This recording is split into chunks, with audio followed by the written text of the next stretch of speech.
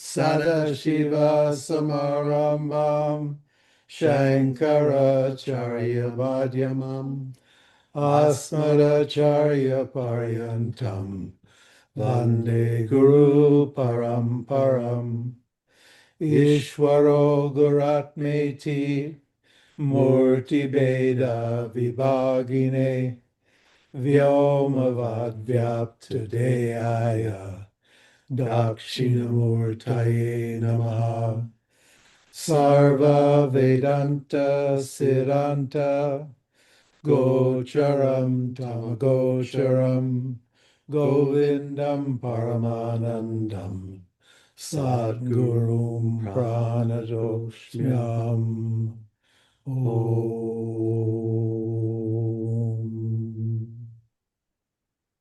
Okay, I can get rid of this screen.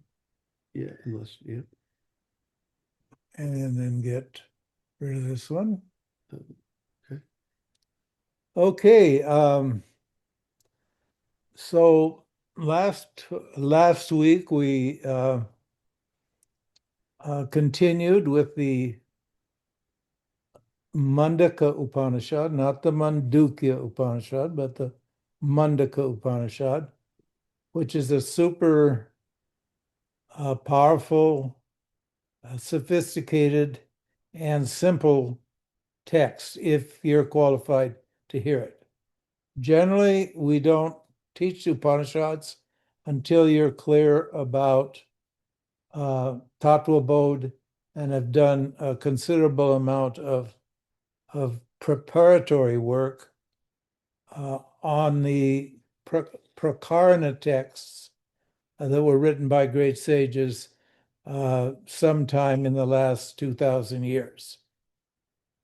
Generally, the Upanishad, and if you do hear an Upanishad, you need to have it taught to you by somebody who has realized the truth of themselves and who has a very good grasp of the teaching method itself. There are many enlightened people who can't teach worth a damn. They don't have the tendency to teach. They don't have the facility, the capacity to teach. They can talk about what their experience is, and they can help you to purify your mind, but they cannot teach non-duality, which is teaching freedom. And as you know here, we don't teach Vedanta, we teach freedom. There's a lot of people who think that if they just understand what Vedanta is, then they've learned everything they need to learn. Well, you only understand everything you need to know if you're free, whether you've studied Vedanta, traditional Vedanta, or not. So anyway, so last week we got well into the Mundaka Upanishad, and that gave me the inspiration to talk to you this week about an email, a check-in, a person who's been listening for 6 or 7 years now, and it seems to be pretty well prepared, who did go back to the basics and studied with one of the Vedanta teachers from Swami Dayananda's Vedanta teacher for several years. And when she felt like she had gotten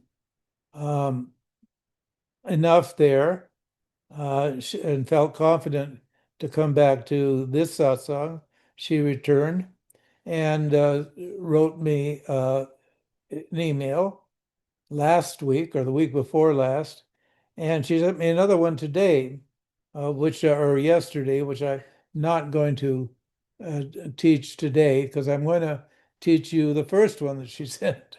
So keep the check-ins coming because they're always timely and helpful. And I don't know what I should teach because, well, I don't get anything by teaching. So but maybe you get something from the teaching. So I can teach you what you need to know if you're prepared. So anyway, she says, I continue to listen to your YouTube videos daily. Emphasis on daily. She got the right word there. And to reread your books. Yeah. When you get over one, go back to the beginning and read it again. Or take another one and read it fully. Always in Vedanta, we always, when we get to the end of a book, we read the first verse again, which symbolizes what the fact that we know that this is a lifetime gaining knowledge and purifying our minds and developing our character and the qualities that God has, talents and abilities that God has given us is why we're here on earth. That's our purpose here on earth. She says, so the rich tapestry of Maya is becoming increasingly filled in and clear. This increasing clarity has been very helpful to me as a jiva. Thank you, so now the as a jiva means she's speaking from the self's point of view. She's objectifying her jiva. She's aware that she's not the jiva. The reason she left before was because she thought she was the jiva. And when you think you are a jiva, an individual person, a born person, a person that comes from a sperm and an egg, then when you go to Vedanta, you're going to come up against this non-duality idea, and that you won't be able to understand. So then you do the right thing as you go back and you start at the beginning, you start over and you work through the basics. You can do that if you're new to this by going to the website and clicking the links on the New to Vedanta tab on the website. She said, thank you so much for your teachings, meaning the teachings of Vedanta. Ramji, you're welcome. Ishwar gave me the thought of you a few times recently, accompanied by curiosity about your sadhana. I do. I never forget people, and I never forget where they begin and where they end. If they stop, why they stop. I know why they stop, and if they come back, I'd help pick up where we left off. So that's my job. I don't have any person to deal with here, so I can take care of other people's karma for them or help them contextualize and understand their karma. I've been here's there the primary for this reason is something I've been trying to get clear on. Okay, that's absolutely right. That's the nididhyasana or the application of these teachings. Would you help me understand the Vedanta explanation for the Maya projection being eternal? Maya, in other words, we say that Maya is eternal and the self's eternal. And there's a reason why Maya is eternal. And the reason is what? Because the self's eternal. If you're ignorant of the eternal, you're ignorant of the eternal forever. You never became ignorant of aware of yourself as the eternal, as an eternal, unborn awareness, until you become aware of it. Once you become aware of it, then you can do something about it, or just becoming aware of it is all you need to do to deal with that manifest person, that created or born person. She she says, would you help me understand the Vedanta explanation for the Maya projection being eternal? That is, it never stops, even if there are times when the projection is dormant. That once the Big Bang is unbanged and gone dormant again, in other words, the world has disappeared, then what's going on there? And Ramji says, it's a good question. It is a good question. I will try my best. And she says, and then she says, my understanding is that yes, the power of Maya to project the total of manifest existence is eternal and is punctuated with dormant times when the projection is not on, quote unquote. Sorry for the very imperfect language, she says. And Ramji said, that's good. So far, so good. The language is fine. Dormant and active, or asleep and awake, are good metaphors for this process. The day of Brahman and the night of Brahman. The night Brahman sleeps, meaning awareness sleeps, is called pralaya, and the time when Brahman is awake is called manifest existence, or the world. Mm. And then she says, it's also true that all Maya projections necessarily come with subject-object duality, which is inevitably experienced by individuals within the total projection as good and evil, question mark. So she's got a doubt about that. Mm. Huh? And then she says, as opposed to some Maya projections being heavenly harmonious, meaning sattvic, and without ignorance, or at least primarily sattvic. So she's in the ballpark, she's thinking about it, but she's got it out here. Some clarity she needs a little clarity on it. And what did Ramji say? He said, Vedanta answers yes, but no. Mm. And if when we answer yes, but no, and we do that often, because there are always at least two points of view, the Jiva's points of view and Ishwara's points of view, or the self's point of view, etc. Or depending on point of view may be different from one Jiva to another. So there's quite a few options here. Vedanta answers yes, but no, meaning that we need to unpack this doubt. So that's perfectly legitimate thing for her question to ask. And it when I unpack it, you're going to learn some things, I think, that you probably hadn't thought about before. And this gets pretty subtle. If you're having a hard time with it, don't worry. It's because it's too subtle for you right now. But there will be some people in this satsang, quite a few, I think, that will understand what I'm talking about. And for those people, it will just either confirm an understanding that they already have, or it will be a new knowledge or a new understanding that will come to them on the basis of what? Of this teaching. So this satsang, and this is still Ramji speaking, this satsang comes from the evolutionary creation teaching, not from the ignorance creation teaching. There are two basic teachings, the evolutionary theory and the ignorance theory. You could call them theories if you want.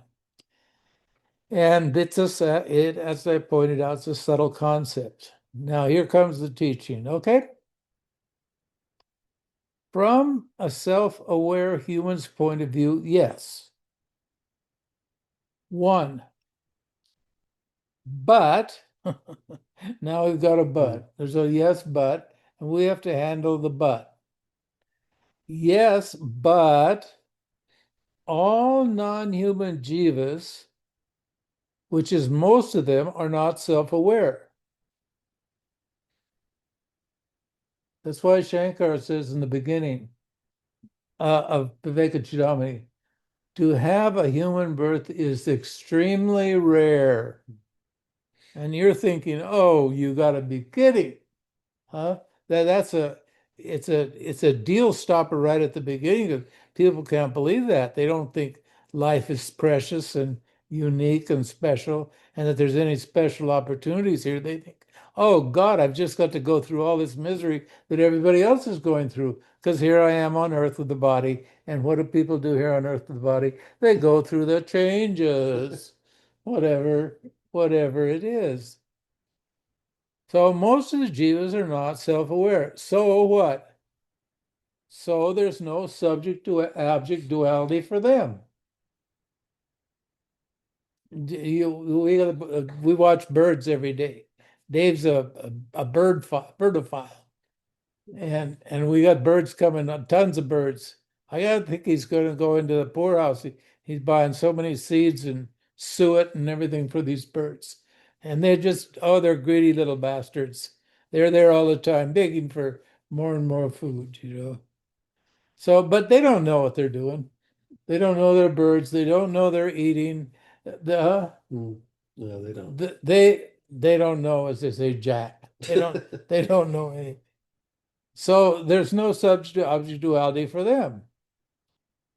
Now, that goes back to what a jiva is. Remember, a jiva is, you see how these definitions are all stacked up? Mm. You need to know this to know that, and you need to know this to know that, and so forth and so on. So this is a systematic teaching. Remember, a jiva is a living individual entity. So it includes nematodes, tardigrades, little tiny critters, unicellular organisms, even paramecium, up to whales, complex organisms made up of huge agglomerations of cells. And what? None of those entities, which are trillions, zillions, think of the what are they in your Bacteria? bacteria in your gut, your biome. How many of those are living in there? In fact, the human body is about 80% living entities. It's not, I think it's about 20% minerals. The rest of it is jivas. Minerals are not jivas, right? So so remember, a jiva is a living individual entity, so it includes nematodes up to whales, none of which know they're experiencing duality, right? If you don't know you're experiencing something, are you actually experiencing it? Think of that. If you don't know you're experiencing something, are you actually experiencing it? No, the answer is no. Because you need a word to experience something. Because the word is all you're ever experiencing. There is nothing outside yourself that you're experiencing. You're only experiencing objects as words in your mind. That means that the location of every object or every experience is what? Consciousness. The mind's in consciousness, and therefore what? Experiences in the mind, therefore what? Experiences in consciousness. This is simple logic that you can count on. Two. So the first answer is no. There are many human jivas who are not self-aware also. Did you ever meet anybody? Mm. Huh? Didn't know about the self? Oh, of course you did. You were one of them. Everybody here was one of them at some point who didn't know, they weren't aware of themselves until somebody taught them, or they realized they had some experience, epiphany, and they drew the conclusion that they were aware of themselves. When you're a baby, you don't think you're aware of yourself. You're just dumb like an animal, a dog, or a cat, or whatever, right? Swamiji, now this is where the topic for today came from. Swamiji used to call them stone people, or not stoned, but stone people, or plant people, or animal people. They have human bodies, but their mentality is primitive. There are a number of those people in charge of the American government at this time. Just saying. I don't want to get into my political rant now. Ironically, there is no duality for them because there's only duality for them. Understand? If you're totally hypnotized by duality, there's no duality for you. It's only when you're aware of non-duality that you become what? Aware of duality. Otherwise, there's no duality or non-duality for you because you're just fascinated with what? With one thing that you don't understand. We don't keep trying to make the world work because you don't understand it, which means you don't know what the world is. If you knew what the world is and how it's created, then there's a way out of this, this coming and going, all this suffering, this, so forth and so on. So if there's no option, there's no duality. You got to have two things to what? To worry about. Now, so that's what that's just totally material people or vegetable people. The next rung up the evolutionary ladder is human people. Human people have the capacity for self-awareness, which means that they may have been informed what duality is. All of us are born ignorant of things until we are taught the word for things. You're never taught anything outside, you're only taught words. They can't teach you outside. Only you could experience what's outside, and what everybody experiences is different outside, right? Which means that everybody has different words. Everybody's experiencing different words, and those words are words they've been taught. Now, do your parents ever talk to you about duality? No. No, they didn't. That's why you had problems with them. That's why you stuck out on your own. You weaned yourself or whatever. They got sick and tired of you and got you out, weaned you somehow. They got rid of you or you got rid of them, one way or the other, because of this duality factor. And I just sharing a little bit from my own experience. I don't think I knew what duality was until I was about 27. That's weird. Uh, Perhaps we know the word. Sometimes it appears in the media, but it doesn't have a larger spiritual context, only an experiential significance. They know that here is, everybody knows this. They know that here is different from there, up is different from down, and good is different from evil, but they don't know how it fits into the self, the biggest picture. She's asking about good and evil here. That's a particular duality that she's interested in. Right? Ironically, they don't have guna knowledge. If they had guna knowledge, they would understand what duality is, but they don't, right? Ironically, they don't have guna knowledge, although all their efforts from womb to tomb are dedicated to manipulating their guna mixture. So people are trying to manage their gunas all day long, and they're getting suffering, and they don't what understand uh, how to mix them because they what they don't know what non-duality is. If they knew what non-duality is, they could manage the mixer. The mixer is the one that wants relief in this samsara, and it's totally legitimate for you to what to make your jiva what a little happier. Oh no, you'll see here. There's just more. And I've got a nice graphic for you, which I'll run through in a few minutes. You don't really understand duality until you hear that Maya, that is, ignorance of the non-dual nature of the reality, is the three gunas. Oh, that's the relationship. Maya, ignorance, is what? Made up of three gunas. So you need guna knowledge to do the work on yourself. Right? Until you do, ignorance is just simply not knowing something of something, in this case, yourself. But it could be anything. It could be a dog, a cat, a tree. It could be, who knows? It can be anything. But to understand ignorance, you need to analyze it with the help of Vedanta, right? Which breaks it down into three stages in light of what? Awareness. In what? In awareness. You can't break down awareness into three stages, but you can break down ignorance in three stages to understand what awareness is and what the world is.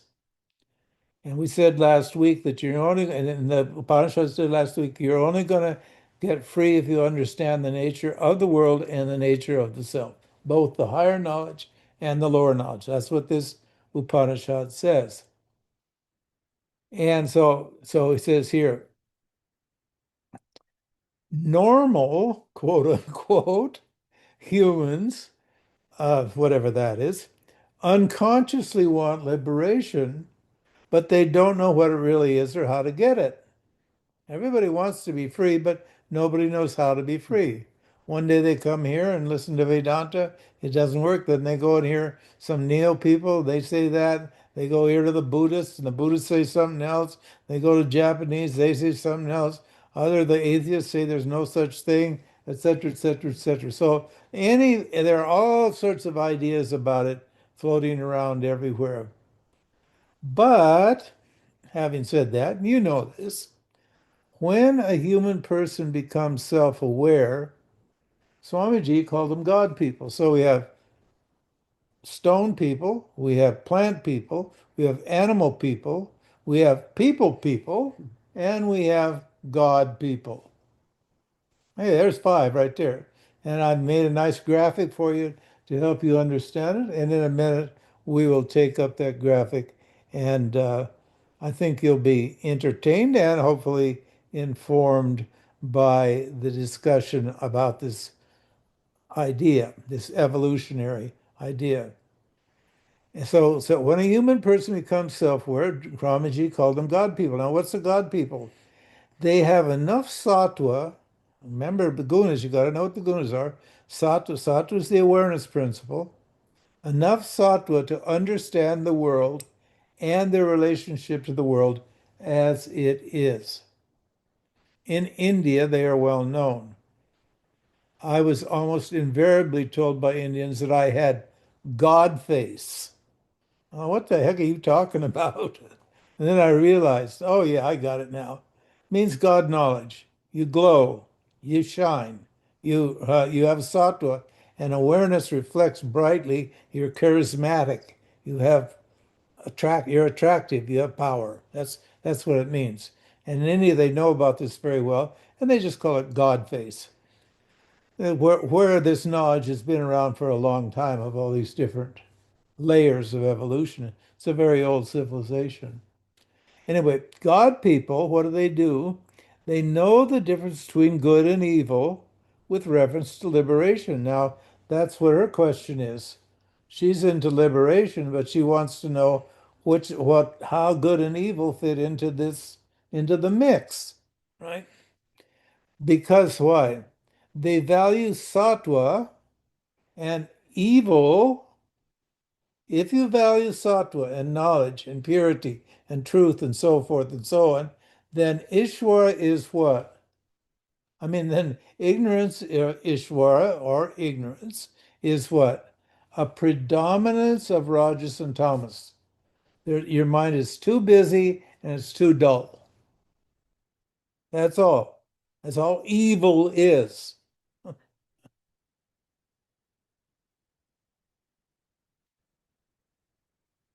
Just What the heck is that? it's just Eh, Alexa talking Oh, for some oh, reason. oh, we've got one of those machines in the house here that listens in on you and then sometimes responds.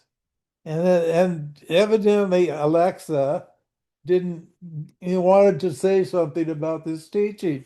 So we hear from the bedroom this woman's voice yakking about this teaching. My God, what a world.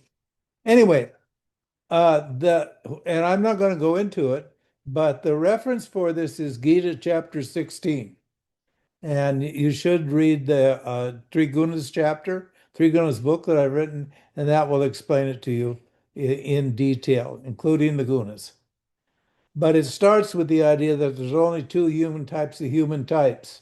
One is what the self-aware humans who have a sattvic nature, and what the rajasic, tamasic humans who have what they call a demonic nature, a worldly nature. They're materialists. In other words, some people are spiritual inclined and others are material inclined, to make it simple.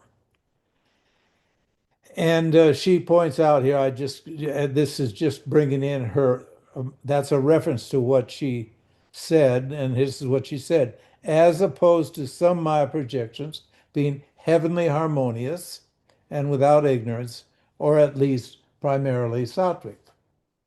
So she's still trying to sort this out. Ramji, the answer, primarily sattvic. But now she's thinking sattvic doesn't have any ignorance in it. She's thinking sattva was free of ignorance. But if it's a guna, it's not free of ignorance. Uh, okay. Sattva has its fair share of ignorance. So don't think you're wonderful. Don't think you know everything and you're God's gift to the human race because you got a sattvic mind or a charismatic mind or God face on you. Don't be thinking like that because sattva has its fair share of ignorance. And I tell her, you're implying, I think, that sattva is free from rajas and tamas. It can be separated from them, but what? But only for the purpose of revealing non-dual awareness, consciousness as the one and only self. We're not interested in Sattva Rajas Tamas. All the teachings are meant to reveal that I am what? Non-dual, unborn, ever-present existence shining as whole and complete, blissful awareness. Each known guna or seen guna contains the other two, which exerts an unseen effect on it. So you see, this is all in the ballpark of like what's manifest and what's unmanifest, what's dormant and what's the opposite of dormant, Manifest. active, dormant and Yeah. active. So even though something seems to be some one thing on the surface, there are two factors underneath that are always coloring it in some way. Right? It's called an upadi. An upadi creates a color, an effect, right? So, and she says, although she hadn't heard that teaching, but her original question was, my hunch is that because Maya is triguna. Now, see how well she's understanding things. Because she's bringing in the triguna teaching.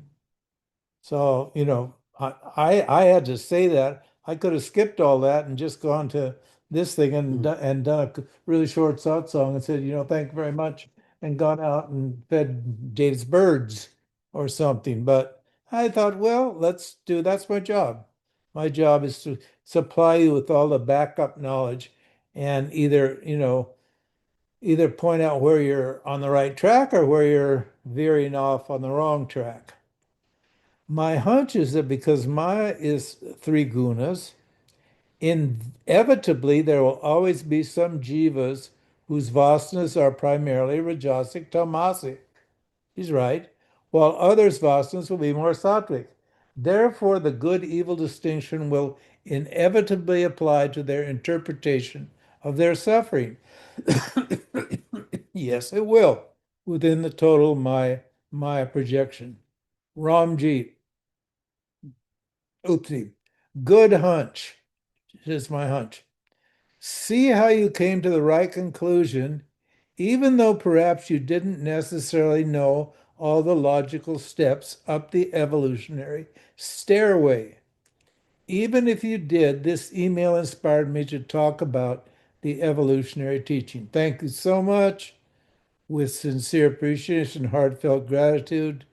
And Ramji says, thank you. Uh, or says, you're welcome. She says, thank you. And Ramji says, you're welcome. Now, what do we got next here, Dave? We're going to get rid of this. Let's go up to, Let's get rid of, oh, yeah. we can close that. That one, Yeah. close that one. Save or not. Don't save. Okay. And expand her picture there. That use that expand on the lower right, those arrows. Over here? Yeah, that one. Yeah. Okay, now you can go down to share. Oh, yeah, down to share. Yeah, and then Share. there's your thing on the right This hand. one here. Yeah. Okay, very good. Thank you. You're welcome, and it's showing, so you're good to Is go. it showing? Is Yep. it clear? Yep. Okay, guys, Here we go. here we go. I graphicized this. Let's see. That's perfect. Everyone sees it perfectly right now. Can you see all of Popeye? A little to the left. Yeah. Okay, I need all of Popeye. There you go. Perfect. Huh? Yeah, Perfect. that's good. That's good. Perfect. Can I get this out of here? Yeah, you can minimize that. minimize that. There you go. Okay, all right. We're good now? Yeah, we're good. All right. Now I can manipulate here. All right, stone people. You don't want to touch anything. No. I mean, you're tempted to, but you don't. Oh yeah, They see absolutely everything just like you do. yeah, okay. Yeah. Stone people. That's Rocky. Huh? Rocky. Huh? You never notice how people got names like that, mineral names? Huh? Me too. Huh? Huh? Yeah. What are some other Sandy. huh? Sandy. Sandy. Flint. Flint. Flint. Flint. Yeah. Huh? Now look at Rocky over there. He's see what he's got? He's got a cane, a blind man's cane. And look at his glasses. He's got those Coke bottle kind of glasses. Rocky doesn't see for shit. excuse my, huh? Rocky doesn't see anything. He's really dull. And what is he like? I asked Dave what he liked, and he actually hit the same thought I had. Rocky likes heavy metal. Now, huh? Huh? If you like heavy metal, if you really like it, and you'll go to a concert with one of those bands. I can't resist telling this story. One time, a girlfriend got me to take her to a concert in Toronto, and that featured a triple bill of Anthrax, Megadeth, and Slayer. And you should have seen it was packed. There were 40 or 50,000 people, and we were the oldest ones. I was middle-aged, but everybody was in their 20s and maybe 30s. They had long hair and they just whipped their head all the time, their heads back and forth. I'm sure they all had, spinal injuries. And It's called headbanging. yeah, they're headbangers. And the reason they like that is because they're stone people. And of course they're stoned. They're not only stoned, they're stone people, they're stoned people. They're stoned people who are stoned people. So and that makes them feel alive. That they have to go to this extreme efforts to feel excited and alive. If you have that tendency now, everybody's got the rocky part of themselves. In the Bhagavad Gita set up at the very beginning is the protagonist, the devil or the demon in the Bhagavad Gita is Duryodhana. Our word durable comes from that. The word hard comes from that. He's a total stone person. He is it's that part of you that will not let go, that is never, ever, ever wrong, that just absolutely refuses to compromise or change. There's got something that it likes, it hangs on to it to the bitter end. That's called the stone part of yourself. And what does he dislike? Woke people.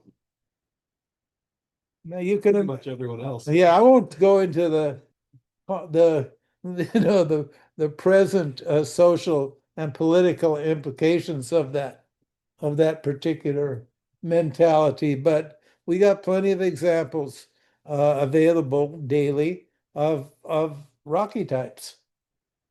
God bless them; they're all good people by and large. They're not evil per se. They're just well, really stupid. When you see a stupid person and you're aware and you're a thinking person or aware person, it just sticks out because you can see they're not thinking. I know I was ridiculing a person one time because could see that that person was unaware, and the person hit me right in the face and knocked me out. So they're not good people to get in an argument with or to insult. The reason we have all these politics now is because the liberal people were like insulting those people, and you insult anybody, and you're going to have trouble. So that's anyway, that's built in. See, evolution, the mind is a totally conservative instrument. It took 15, 14, 15 billion years. I don't know. There's no way to tell the exact number from the point of view of our 80-year or 100-year understanding, or even our civilization's understanding is only, 10,000 years old or thereabouts. There's no way to understand it, but it took an incredible long time for what? For us to develop with all this technology and stuff. Uh, and and that means what? These rocky people, these materialist people are always there, they're always present. They're supplying an important ingredient for the creation. We're not trying to look down on anybody or look up to anybody. We're just trying to understand what the creation is. Then the next level, see, because God is extremely compassionate. God loves us. I know you think I'm a religious fanatic. Ram Jihad is comes Jesus moment. And he's talking. No, God loves us. Why do we say that in Vedanta? Because if you think about it, why is it that human beings, if they're the roof and crown of things, as we like to believe, in other words, we're the top dogs on the evolution scale, well, why didn't God bring us here first and then bring the other stuff later? Why not? Well, we gotta eat. That's why. Huh? The jivas with their karma, they can't work out their karmas unless they get food.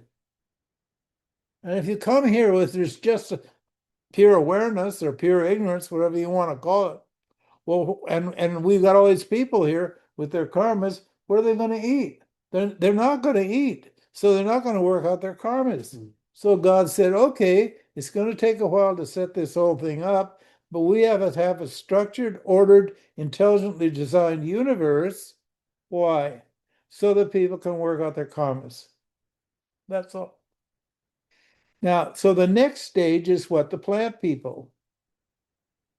Here's the basis of our food supply is the plants. We need minerals. You've got to feed the mineral part of yourself for sure. But you also need to feed the plant part of yourself, huh? You need vegetable matter. And this plant person, we call her Holly. It could be ivy. Huh? They used to have ivies. I met a few ivies back in the day. They don't call them anymore. I guess there's maybe some hollies left. Okay, there are rose. But I was just Rose, oh, that's a great one. Everybody thinks they have a pretty little girl and they love to name her after some kind of flower. Jasmine or rose or et cetera, et cetera, et cetera. Iris. Iris. Iris is a beautiful plant. So what? So these people get those names. Now, this Holly, what is she like? She's like a plant. She's just like sitting there being. She doesn't want to go anywhere or do anything. And what is she like? Mulch and water. She likes mulch means dirt. Yeah. She likes dirt and she likes water. Well, when we grew up, we used to pull carrots out of the garden and just shake them off, shake the dirt off. Or if there's a hose, we'd wash them off a little bit. But we always got plenty of dirt. We ate plenty of dirt. Well, that was good for us. That was the mineral part. We got the rocky part. We need some rocky mineral parts. And we what? And those carrots were sweet and tasty and really good for you. Right? And what does she dislike? She disliked change and what? And Movement. movement. She does not want to move. Once she gets settled in, you'll never get rid of her. They just sit Huh? there. They just sit there. They just sit there. They live in the same house for 80 years. I I was I was an antique guy.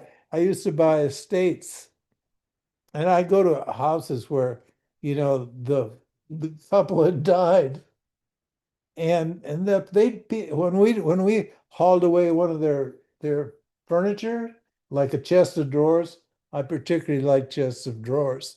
When we hauled just picked it up and hauled it away, they almost fainted because they'd never seen that thing move. It had never moved, and under it was the carpet wasn't all worn and down. It was actually kind of, it was dirty, but it wasn't worn. The other carpet in front of it was, but all around the area where the furniture was sitting on the carpets, none of that furniture had moved in 50 years. They maybe had a house built, gone. They ordered another Sears Roebuck catalog, shipped on a train, Mhm. was all assembled. You got all the parts and all the stuff and furniture in it, and then you just moved in. You were like a plant. You were never going to go. You know? So, and what does she dislike? She likes change. Okay, now the next level. So now we got plants and minerals. Well, what's the next thing to appear in consciousness or manifesting consciousness? It's animals, and that was the guy's wolf. It's a good name, huh? Mhm. Wolf Blitzer. He's a, he's a fa he's a, Wolf Blitzer. I know, so some Europeans are listening to this. Is a famous journalist Mhm. in the U.S. and his name is Wolf Blitzer. And what's the story on Wolf? Uh, oh yeah, it's instinctive and emotional. See Wolf here, and what does he like? He likes hunting and he likes red meat. Huh? Yeah. That would be Kid Rock. He likes killing them there animals. Yep, shot myself a turkey today, and I also shot a deer, and we had a barbecue. This is animal people, huh? And so he likes hunting and red meat. And what does he dislike? Rules That's a and good veggies. veggies. Oh boy, Huh? that's a good one. Huh? Veggies. You got the meat. These people, these vegans who just don't want to eat any meat. You can survive. Vegetarians, they can do a little better because they'll get maybe some protein and stuff through, milk or cheese or something like that. But vegans are very hard, very difficult because the animals provide certain kinds of minerals and process certain kinds of plants in such a way that humans can't. So our physical bodies are based upon on what? On being part animal and having these particular needs. So I understand. I'm not going to get into the moral factor here of eating. That's a huge argument, and we don't do that argument. We we just don't do that. Although one of my gurus, Swami Dayananda, made that argument. He was sort of more or less a fanatic vegetarian. Anyway, so these are the first three stages. Now, the next stage is what? We get humans. Now, humans are just animals. They're just animals. We're human beings are animals. We got to call them people here. There are animal people, plant people, stone people, and now we're at people. And this people is called Busy Back Soon. That's her name. What's your name? Busy Back Soon. You know those people? Huh? They're there for a second and they're gone. They're like grasshoppers. They'll sit in your front room, huh? And you'll be there just sitting there, and then you look away out the window for a second and they're gone. You look back and they're gone. Where did they go? Busy back soon. I got things to do. I got to go somewhere else. And what is the characteristic of humanoids? I call them humanoids. They're not actually humans. They're actually humanoids, but that's okay. And I can thank maybe the one of the best. Let's put it this way: one of the best explanations for the nature of the human realm, as the Tibetans call it, is obsession. Wolves, animals, plants, and rocks do not obsess. They just follow their nature. Humans follow their nature too, but they get obsessed by what they're doing. That was this teaching that we had recently of the slippery slope based upon the chapter that Gita chapter, Kama, Krodha, Lobha, Moha, Mada, Matsarya, that decline, that devolution of the mind, that involution of the mind, what based upon what? An innocent contemplation of a thought. Totally innocent. You don't, there's not a bad thought. It can be just a very good thought. Think of a beautiful man or beautiful woman.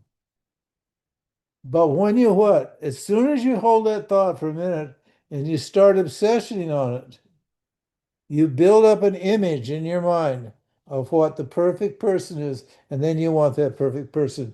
And that the more you think about it, the more bound you get. And then you go down the slippery slopes until you totally forget what your purpose is here. We taught that, I don't know, a couple of months ago. It's one of the most beautiful teachings in the Bhagavad Gita. You can get it it's in the Shining World archive in I don't know where you can get it, but somebody will tell you. Dave can tell you, or The satsangs area, in Zoom the satsangs. Zoom satsangs areas. Yeah, that's right. So this person is obsessively what? What are they, these people? They're obsessively late and harried. Huh? Yeah. Now they're full of desire. That's the problem. If you're full of desire and you can't wait to satisfy that desire or a fear, then you're what? You're totally rajasic. You're a people. You're what? A typical human being. And the reason is what? Because desire is painful. So you want to get rid of it quickly. Fear is equally painful. Naturally, you want to get rid of your fears even faster than your desires. But people just cannot stand up to their fears or desires, knowing that they will pass within a short time. So many things come up. Wait 5 minutes, and a new something will pop up that you can obsess about if you want to. But what you should learn from that is that what? That all these things are transitory or temporary. All these fears and desires and these thoughts that are so attractive to you or unattractive to you.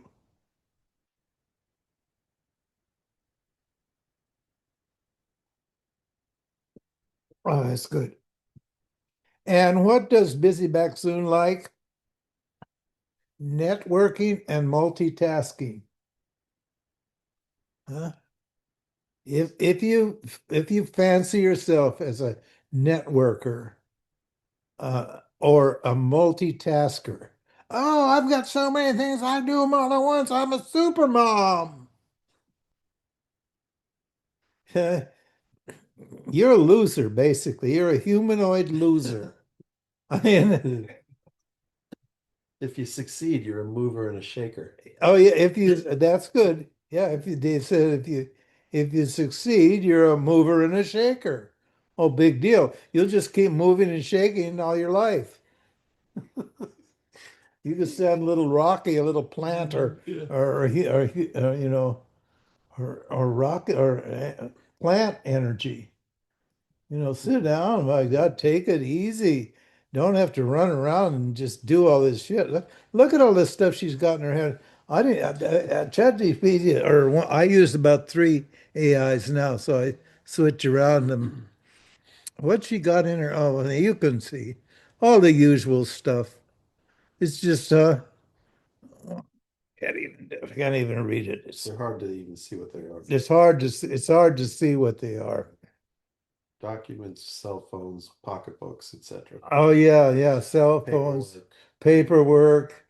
Um, oh, there's her purse over there on the left. There's a packed bag on the right, on the left, et cetera, et cetera, et cetera. So that's a people. Okay, and then Swamiji, yeah, he said there's God people too. Mhm. So, and we told what the God people were. They're sattvic people who are self-aware and what? And think their awareness. And that's called I am Jesus. See, I am Jesus. In here, okay, he's a classy guy, man. He's sexy. He's that guy in White House with the bull's horns. Oh yeah. Yeah, huh? Yep. The Jesus guy from The Jesus guy in the White House who got arrested Yeah, and put in January jail, Oh, and he was a vegan. the shaman? Yeah, a shaman, yeah, Yeah. a shaman or a shaman. He got arrested and put in jail, and his Yeah. mother got all irritated at the jail people because they weren't serving him vegan. Hmm. The He was, QAnon shaman. huh? No, the QAnon shaman. It just occurred to me. Oh That's what yeah, they called him. Q and non-shaman. I guess I don't know, Hmm. but he was a nice enough guy. But again, he's about as dumb as Rocky, honestly. Worse in a way. What? Why? Because it's a human animal that's what? Obsessively pretentious. Pretension is one of the worst things. I mean, it's okay to be proud in one sense if you actually have accomplished something. I mean, if you've actually accomplished something in life, Hmm. you're it's legitimate to be proud of what you've done. You know, you've actualized your potential or whatever it is. But these are people who haven't done anything.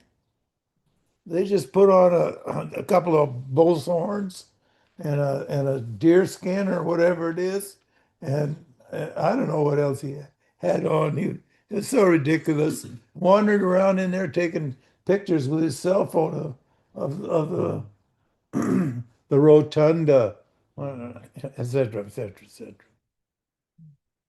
And what is he like? MSP, not ESP. Hmm.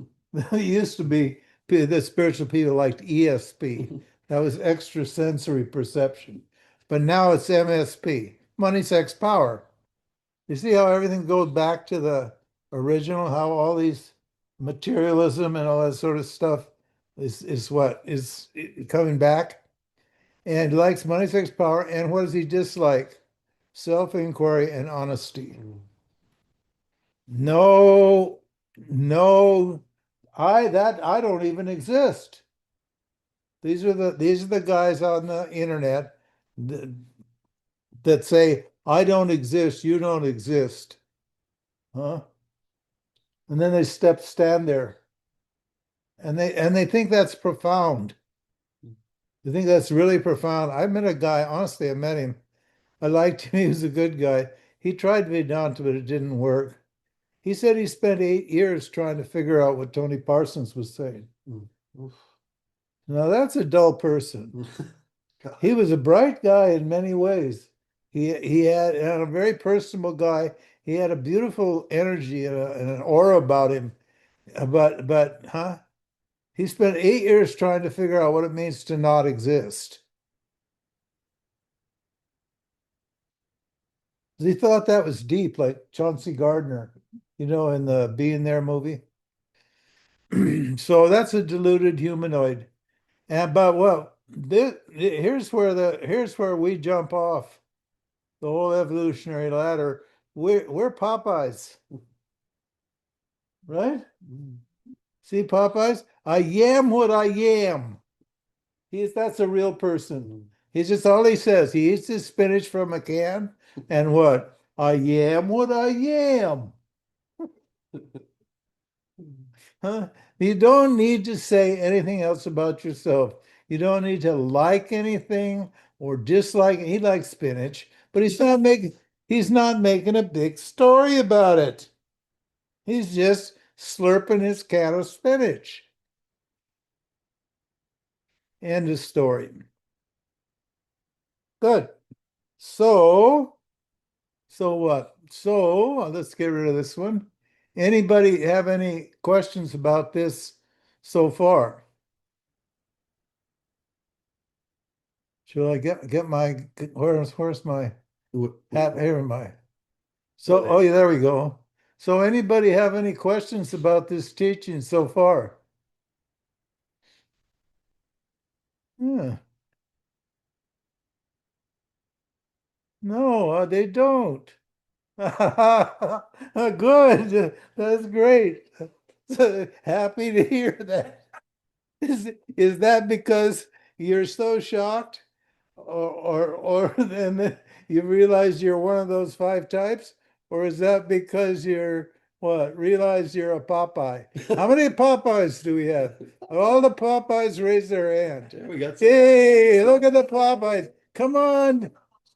Oh, come on, you fat. Raise it. You got it. Yeah, be a Popeye. Yeah, there we go. Okay. Now, so anybody want to have anything to say about that, by the way? I got another, I can do a little bit more. I thought we'd go back and revisit uh, the Mundaka, because that's where this whole thing started. And we haven't finished the Mundaka, by the way. We've just really got started on the Mundaka. So we're going to have to do maybe one or two more sessions to complete the Mundaka Upanishad. So I thought it would be good here to review the teaching. I spent most of the week redoing what I taught you last week, Ron, gussing up the language and gussing up the graphics. You have a question from Gabrielle. Gabrielle, yes, you have a question. can you hear me? Yes, uh-huh. Yeah, it was from the last the letter the email you read out. I'm always slightly on this, but Ishvara, Maya, Triguna, Ishvara is everything. Yeah, those are just And three me. different words for the same thing. Same Yeah. thing. Okay. And everything I am is Ishvara, actually. My thoughts, everything. But My you causal are not, body. but Yes, I understand. I am not that either. yeah, you're the knower of the Ishvara. Yeah. That's Sometimes all. I do a little tweak in my mind, but yeah, thank you. My question is Yeah, exactly. Everything is Ishvara, but Ishvara is free of everything. In other words, all the objects that you perceive, all the experiences and emotions and memories and so forth, the life that you've experienced so far, that's all been generated by what? By Ishvara, by your karma, by the results of your action. But the awareness hasn't changed. never. Never. You're aware of your baby body. You're Yeah. aware of your young girl's body. You're aware of your woman's body. You're aware of your old person's body. And when your body dies, you'll be sitting there, and your body will just disappear, and you will remain there as awareness. Yeah, that was the shock when I first met you. That understanding. Yeah, that's shocking. It gave me a shock. it does. But you can see why I wasn't flattering you. I was telling you the truth, you guys, but you are immortal. We are immortal. No. It really, really was. When I heard that for the first time, it was completely shocking. A wonderful shock. Yeah, it's a great shock. You Mm, want to be shocked that way. it's wonderful. Yeah, you're immortal bliss. If you're Mm. immortal, you're bliss. I Because understand. bliss is another synonym. No matter what your body's suffering or enjoying, you're good to go. You're always free of it. Yeah. It's not changing you. No. It's not impacting you. Yeah. You're aware of it, you're experiencing it, but you're free of it. That's the beauty. That's what Vedanta says. Right? It's good to contemplate that again Yeah, it is. and again. Thank you. You're welcome. Thank you. Welcome. Anyone else? Okay, let's review this Upanishad. We won't do the whole, I mean, huh? And if you got some questions, hold them. Well, yes, somebody? Ja, Sifat, Ifat? Oh, this that's it, huh? ladder. Breaking up a little. Pardon? I think her audio is just breaking up. That's why. Oh, the audio's breaking up. I can't hear it, couldn't Okay, understand so you. not now. Let's Oh, no, continue. now we can hear you. Now we hear Now you. I hear you. Okay, so there, I have a clarification. Hmm. And you the three being like sleeping, because I heard another version of animal people, and God people in a way Yeah. represented people who are who brought like view of that. Just want to clarify. Idea is All if those you people are in examine that you. we live in, All those people are in you. yeah, All those impulses that you have a physical material part, you have a vegetable part, you have an animal part, you have a yeah, human part, you have a God part. yeah, That's all that means.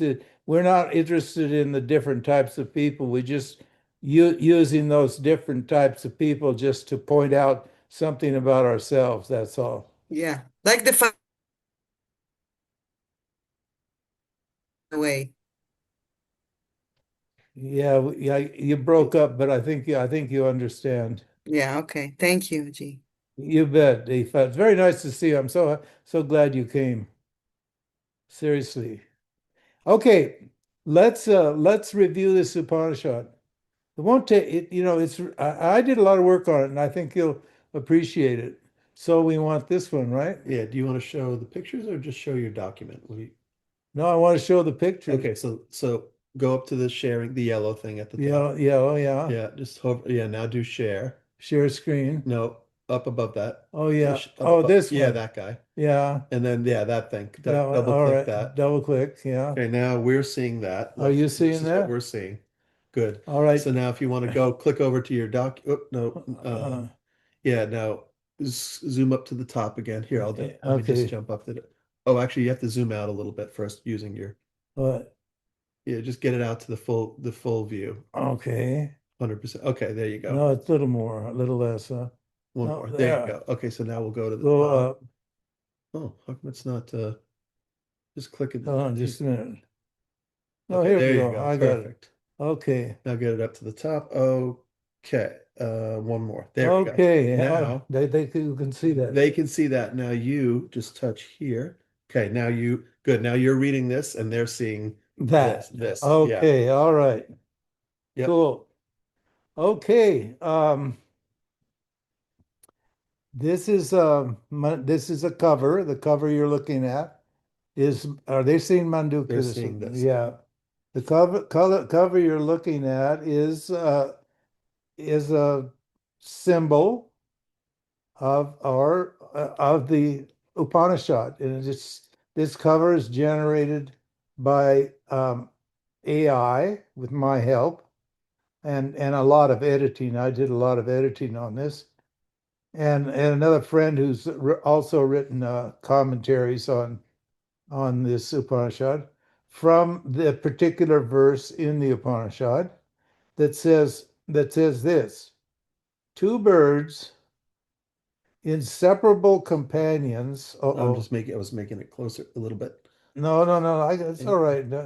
Don't mess with it. I know the thing by heart. Oh, okay. Sorry. Yeah. It's not, huh? We're not getting the whole thing Oh, now. okay. So I'll get you back to the whole thing. Get Sorry. it back to the whole thing. There we go. Don't And be back to the don't be thought. too helpful. Okay, that's too helpful. Leave, Here, huh? here you go. There you go. Okay. Two birds. Now this is the verse, okay? And the whole this is the essence of this teaching. It's Upanishad, which is that sets up a discrimination and at the same time the identity of what? The Jivatman and the Paramatman. The incarnated living self and the what? Transcendental non-living self. Okay? It says two birds, inseparable companions. Now, what do inseparable companions mean? You don't have a Jivatman without a Paramatman, and you don't have a Paramatman without a Jivatman. And that's what she was asking about in that plant animal uh, teaching that I gave earlier. Was what's the relationship between these two entities, the manifest and the unmanifest, between the Jiva Atman, which seems to be a living entity that comes and goes, and what? And the Paramatman. Are they the same or are they different? And the answer is what? They're not the same, but they're not different. And so this is what you want to understand. And these two birds are sitting in a tree. Now, what would that tree be? That would be the tree of samsara, the tree of Maya. It's a beautiful verse, a very, very beautiful verse. I haven't rendered it yet with a graphic, but it's perhaps one of the most dramatic verses in the Bhagavad Gita. Is the first verse in chapter 15 of the Gita. Urdhva mulam adashakam ashwatam praharavyayam chandamsi yasya parnani yastam veda saveda vitur. And it means the tree of Maya has its roots in heaven. So it's an upside down tree. Right? And the one who knows that is a Veda knower, is a what? Enlightened person. And then it goes on to tell how you can cut that tree down and so forth and so on. Talks about the tools that are available for what? For understanding that. And in this verse here, it says what? Two companions and two birds, inseparable companions, sitting on the tree of life or the tree of Maya. One eats the sweet fruit and the other looks on. Mhm. Now, what would that be? That would be the doer and the awareness. Right? There's a part of you that's doing. We just talked about that. Just explained that with Gabrielle, and I thought that was very clear. And the other one is acting and doing things, and the other one's just looking on. The awareness just looks on, and the doer eats. And that's the little smaller bird on the left is eating the fruit, and this one up here on the top is the awareness, and it's just watching its companion eat. Beautiful, Mhm. beautiful idea. Okay, so now I can go. That gives rise to what? The higher and the lower knowledge. What would be the higher knowledge? The higher bird, paravidya, and what? The lower knowledge, aparavidya. So it says in the beginning, what? Brahma, which is the creator. Brahma here represents Maya. What does it do? First among the gods, creator of everything, protector of the world, declared what? The higher knowledge, what? The knowledge of the self, awareness, and the lower knowledge. In this manner, both the higher and the lower knowledge arrived unchanged to the present day. So that's what we're doing now. We've got a satsang going here. You guys are interested in that topic of the higher and lower knowledge. And Ramji's here to teach you what it is. And this knowledge has been passed down on the left by the parampara, by the lineage. Brahma, first of the gods, creator of everything, protector of everything. What did he do? Declared to the sage Atarvan, his elder son. So father to son, it was passed on. Atarvan passed it on to Angiras, the sage Angiras, and Angiras gave it to Satyavan. So it's come right on down to Shankara and so on, Swamiji, and down today to his Dhammaji's disciples. There's many disciples. So in other words, this is a lineage, this is a knowledge that's eternal. It's scientific.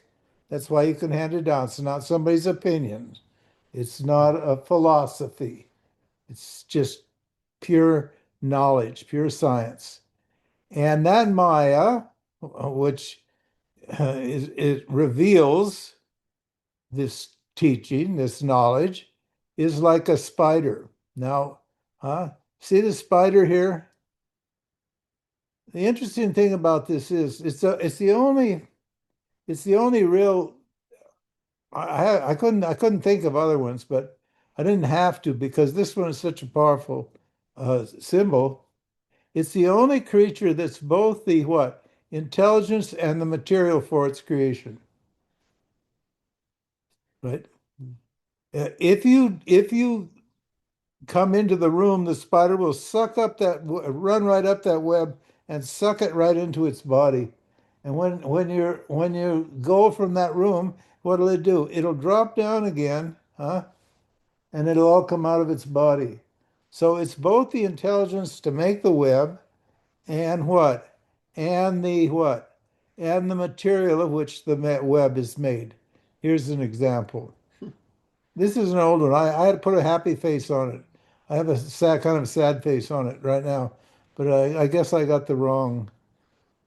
Anyway, look at how intricate the web is, the intelligence, and all of that is there. So it's a symbol of non-duality.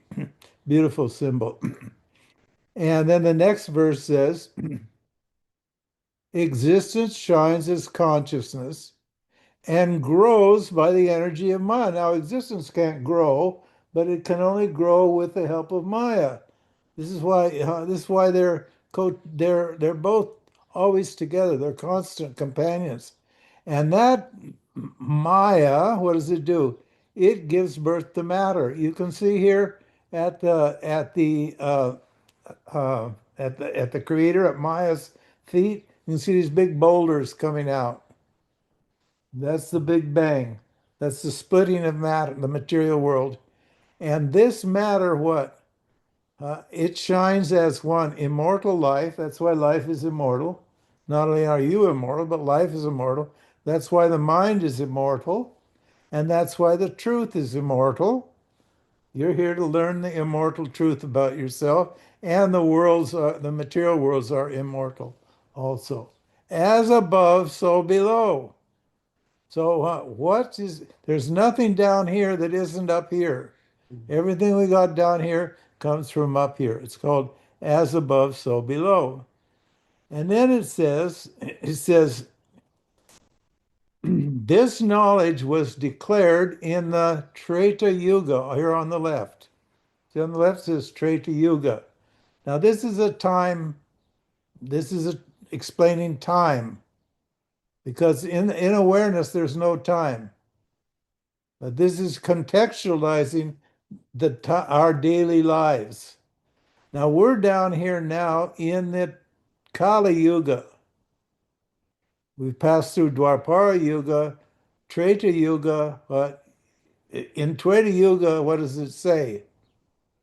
It's and Satya Yuga is at the top. In Treta Yuga says, this knowledge, what? Appears as what? As Dharma in the Treta Yuga. Here it's Satya Yuga's knowledge of truth, that's where it starts. And in Treta Yuga, it's knowledge of Dharma. Okay? And in a Kali Yuga, you'll see. And I'm going to illustrate that. I think I did last week. I think I improved the illustrations. Oopsie. I want to go up, don't I? Yeah. Oh, Yeah. yeah. No, I got to keep going. Yeah. Uh, There's a lot of pictures. there we are. Okay. In Treta Yuga, the bull of Dharma, there are four qualities I'm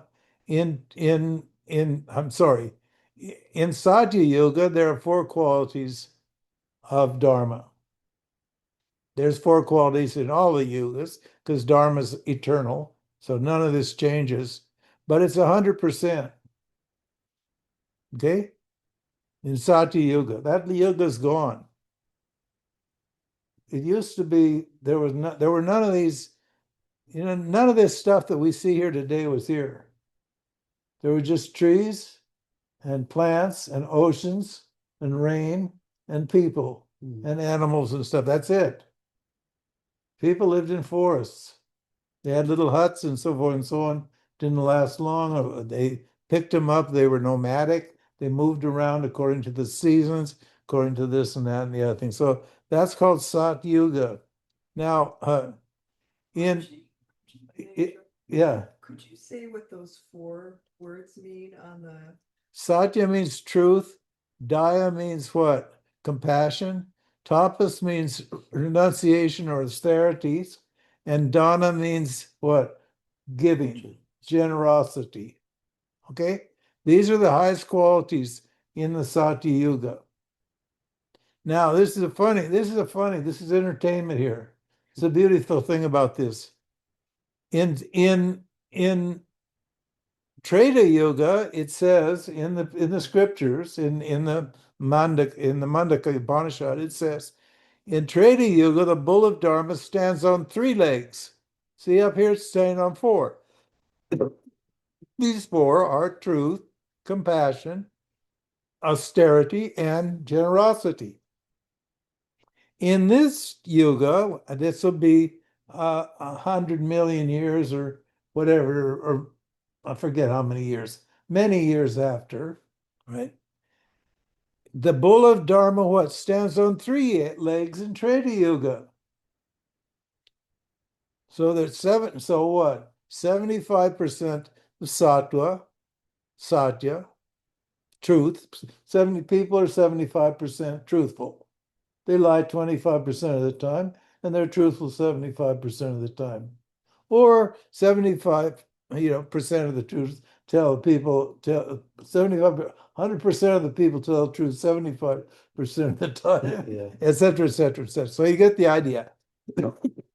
Dharma's losing power, the more what? Accumulation of matter occurs. Okay, now what? What does it say? Kali Yuga. This is Kali Yuga. We're going to skip Dwapara Yuga, which is the business age. Right? And what? Kali Yuga, Dharma on life support. and what? He's been amputated.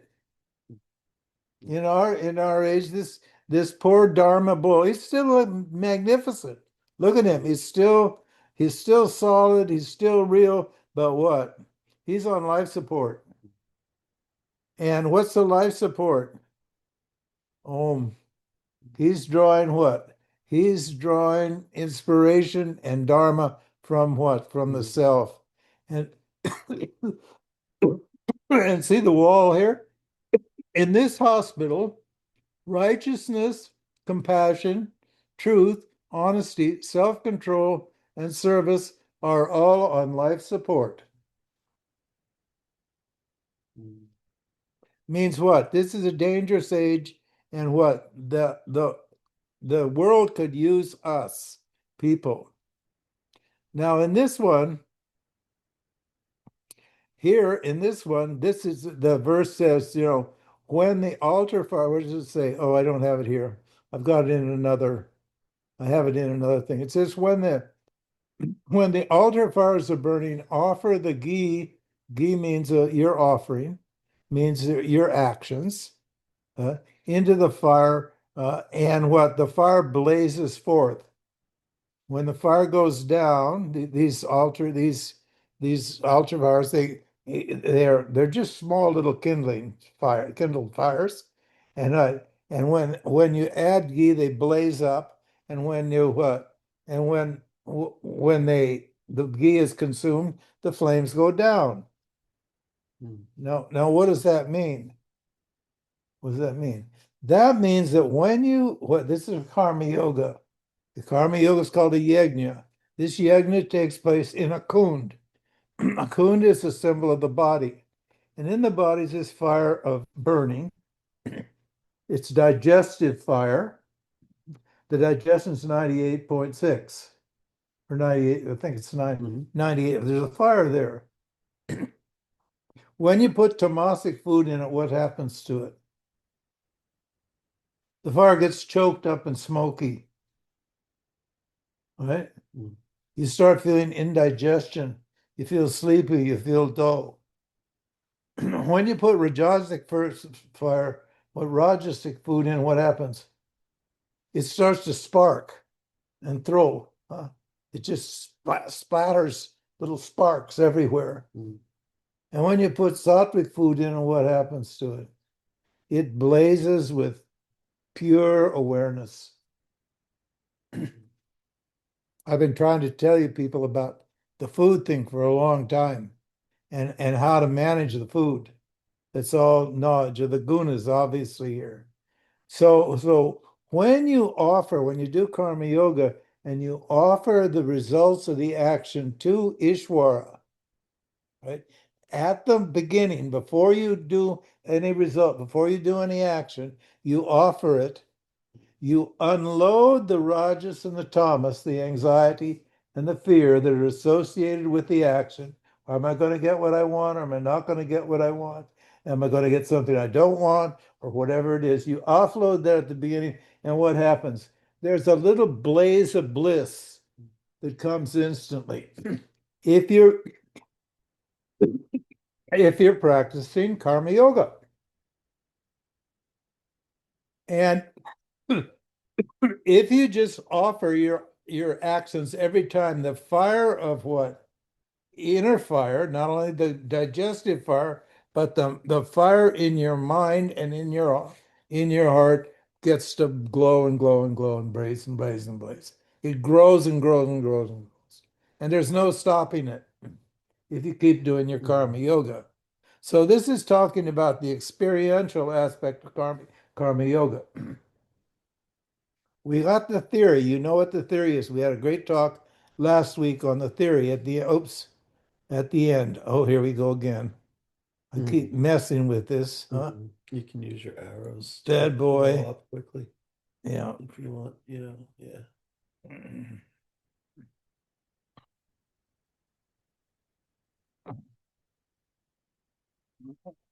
This one. No. Almost. No. There we go. Oh, but that's Yeah.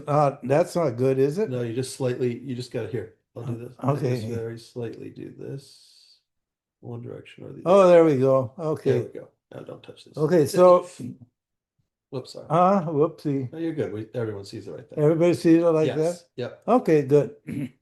So, okay, in this one, now what do I do to go down? Arrow, Just ar- arrow. Yeah, whatever arrows you want to It use. says, if you don't do karma yoga, if you don't sacrifice, and it's hard in the Kali Yuga because what? Your dharma and meditation and practice and spirituality is on life support. You always have excuses why you can't do something spiritual. You're happy to do all this material shit, all this emotional shit, and so forth and so on. But you what? When it comes to doing your actual spiritual practice, you don't do it. Okay, so it's on you. In other words, if you don't do it, this is what you get. Where do we have to click that in? Yeah, click inside it. Yeah, that's fine. Now you should have control over it. There we go. And this one is what? Voodoo. Mm. It says if you don't if you don't follow the Dharma rules, they're called vidis, the rules that operate controlling the offering of your sacrifice. In other words, offering of your actions to the world as what? As a gift to God. If you don't do that, uh, and you do it improperly at the improper time, in other words, to manipulate or injure or fear or kill a person or whatever it is, then you're going to end up in this level. I've got it all explained now. I've really gussied up the text. Kept adding more and more and more all week. So we got a really good text that explains in detail the commentaries on this. I'm just basically running through it. So this is where you'll go if you don't do it properly. In other words, when you come to Vedanta, you need to follow the rules. If you don't follow the rules, you're just like, who was it? You're just at the animal level. You're like rock. The Uh, wolf. who? The wolf. You don't like the The rules? wolf. Yeah, wolf. He doesn't like the rules. He doesn't want to play by the rules. Or veggies. Huh? Or veggies. He doesn't like veggies either. He doesn't want sattvic Yeah, food. that's something. He likes tamasic meat. That's what he likes. Hell with the vegetables, man. Just give me more meat. And Kentucky Fried, big bucket. He'll just whatever it is. So if you don't follow this, then this is where you're going to end up. You're going to go down, you're going to devolve rather than evolve. You're going to get involved in matter rather than what? Removed from matter. So you're going to go down that evolutionary spiral down to the bottom. If you just keep at it, it'll just suck you all the way down to the bottom. And it's what? It's pain and suffering all the way down. Whereas if you do it properly, you go up the spiral to the what? To the realm of the creator, and what? It's what? It's bliss all the way up. This is just based on duality. And then it says, here it shows this beautiful. This is a bliss about the bliss. God could have put what? Could have made. There were many species who are colorblind. They don't need colors. They don't even have proper eyes. A lot of them living underground and so forth, places like that.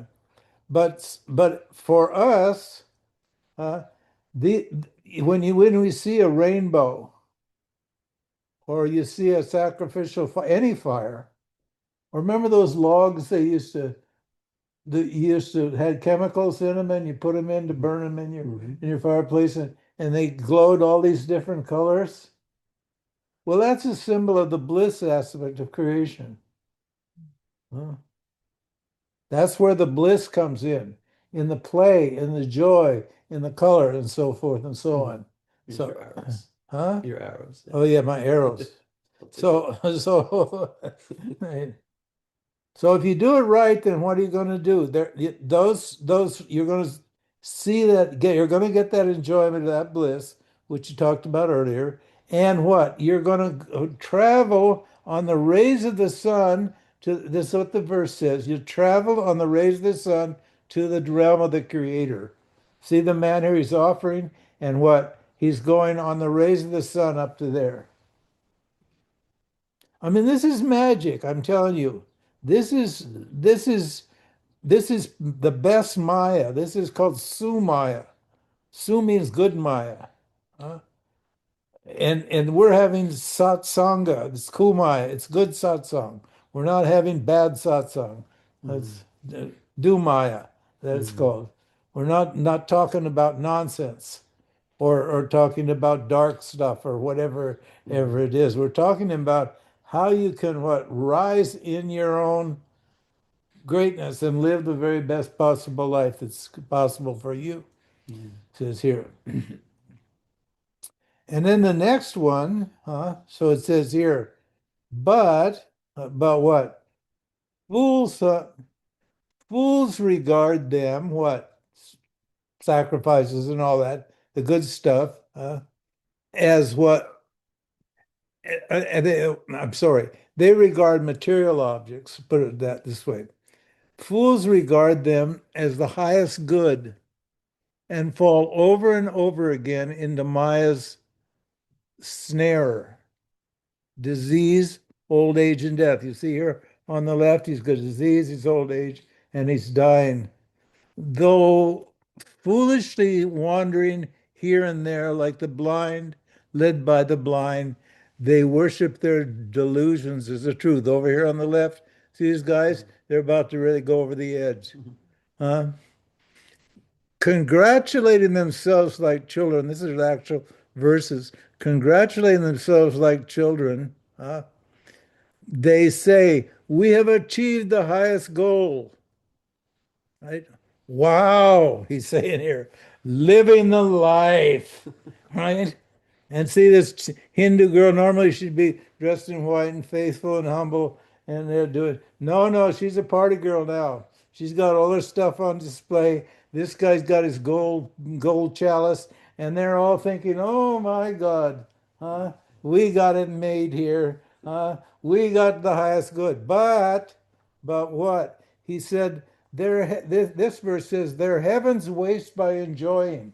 The more you enjoy the material stuff, the more you what? You see how it creates a wastrel. What's called a wastrel. A person who just drinks and smokes and talks and lives that gross samsaric life. What happens? Chasing pleasure, but that pleasure, as the Christian said in the Bible, it says wages of sin is death. You get pulled away from what? From the bliss, and you're going to start to suffering. And he wants it back, but he can't, because look at all these vasanas in here, all these erotic vasanas, pleasure, right? Money. It's got money in the back, a car, beautiful women with all their stuff showing, and so forth and so on. So, they're just being honest about it. It says, but in this one it says, but those who live what?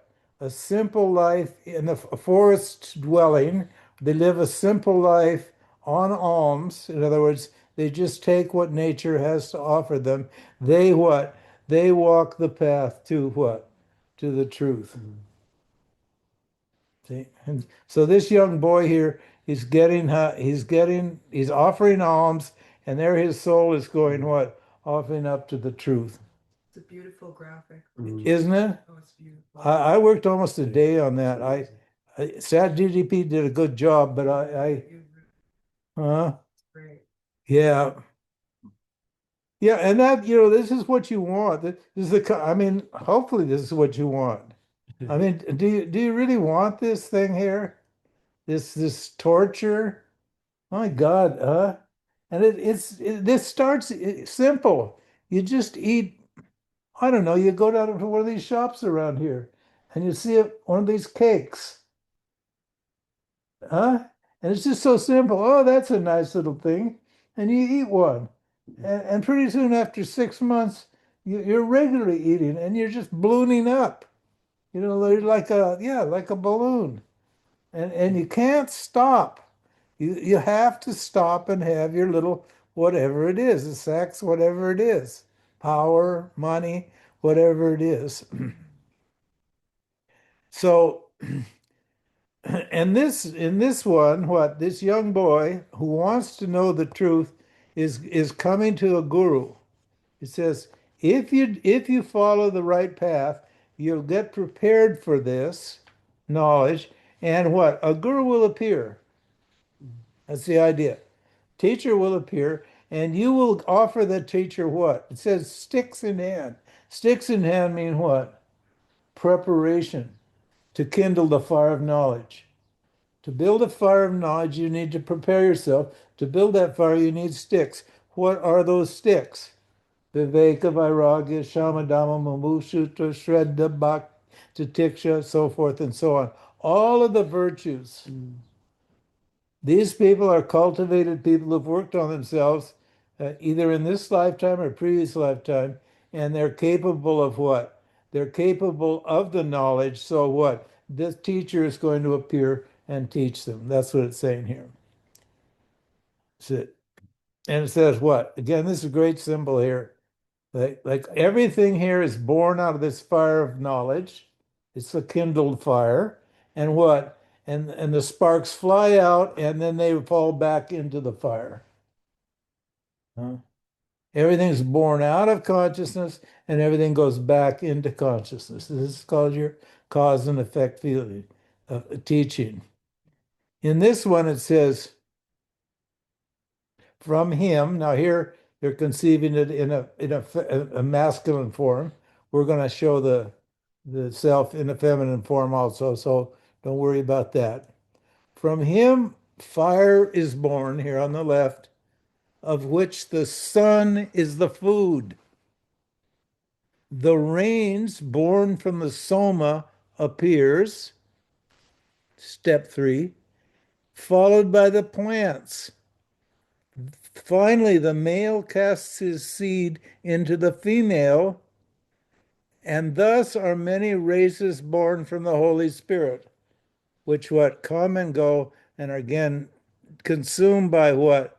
The fire element, by Shiva, by the destruction element, so that what? So this whole cycle can keep going. So this life cycle is explained beautifully in the Bhagavad Gita. Absolutely beautifully in the Bhagavad Gita. And from him fire is born, of which the sun is the fuel. The rains, what's it? The rain born from the sun. Oh, the rain born from the soma. Soma is like a sweet, it's like honey. It's like an elixir, right? It's a symbol of awareness. Followed by the plants. And then what? And then the male casts his seed into the female, and what? And the whole life appears, planet, all the populations and so appear, everything. And this one's the same idea. This one here is worth a lot of study. And we'll put this up now for I don't know whether to, I think should make this sort of mandatory for the Yannis Club, you think? Huh? Yeah. I think Good this, idea. yeah, because this is extra. I've been pouring it out extra. So if you're making donations regularly, if you're an old timer, fine. You can have this stuff. It's there. You go to you're already a member of the club, but there's a number of you who don't contribute. And for those of you who don't contribute, the way to contribute and get access to all this extra material is what? Is to go to Substack and sign up for that club. YouTube, actually. YouTube. YouTube, yeah. Sorry, is it YouTube? You Yeah, sign up? either club. There's 2 clubs, there's 2 prices, but Oh, either one. Okay. Well, we got to get that sorted We out. do, yeah. It'll be Okay. one price soon enough. Yeah. Yeah. And spend $10, $15, $20 a month for this knowledge. It's worth it, believe me. And anyway, it's your duty, if you're a Vedanta person, to contribute to the tradition. I'm not taking the money. Sundari's not taking the money. We put it back into the machine. And then it says here what? Faith, Shraddha, truth, Satya, chastity, brahmacharya, and the rules of practice come only from what? The self. This is the self, the creator, here in the center, that fire. Faith is what? Faith pending the result of your investigation. You're going to have to believe this and learn how to verify this on your own. And then you need to practice self-inquiry, and it will prove that what we're saying is true. If you have a doubt about it. The faith is that this is a valid means of knowledge, right? Isn't that The faith is what? You see, it's the scientific truth. It's the science of existence shining as awareness. If you can see that it's a science and that I'm just a teacher of a science, right? Then you can listen to this without any kind of personal problems, any kind of issues with yourself or with me. You can just, if you understand that. So, but you need to be dedicated to truth. People are looking for experience. If you're just looking for experiences, forget it. This is what all these neo guys do. They tell you that non-duality is a special kind of experience, like an epiphany. They don't tell you what truth is and that you are the truth. And they don't teach non-duality. They talk about non-duality, what? From a dualistic point of view. Mm. And they're not lying, it is for them just an experience. In other words, It is. they're not in possession of knowledge, so to speak. There you go. And how you inquire and how you practice are what? Are these rules are all explained in what? In the Vedas. It tells you. That's called vidhi, the rules of practice. And chastity what? Doesn't mean non-sexual, non-sex. Chastity means respect for the opposite sex. And appropriate sex at appropriate time, depending upon your station in life and what, and the situation, what, whether you're a householder, whether you're a sannyasi, whatever your status is. So all of that comes from what? From Ishwar, from the Vedas. This is really a great one here. The 7 breaths, the 7 lights, the 7 oblations, the 7 worlds, in which are the 7 life breaths, come only from him. From meaning from awareness. And here you can study these. These are really fabulous graphics. Huh? We gotta make them And available. huh? We need to make them available. Yeah. So Yeah. Yeah, we'll put them up for sale too. Yeah, so, if you don't want to join the club, but really you got to support us on this because there's more and more people are benefiting from it. So what? They come only from him. Means what? They're borrowed from consciousness. And down below we have the bank of consciousness here. And see what it says here? The bank of consciousness. We lend you what you already are. Huh? And a blind man is signing here.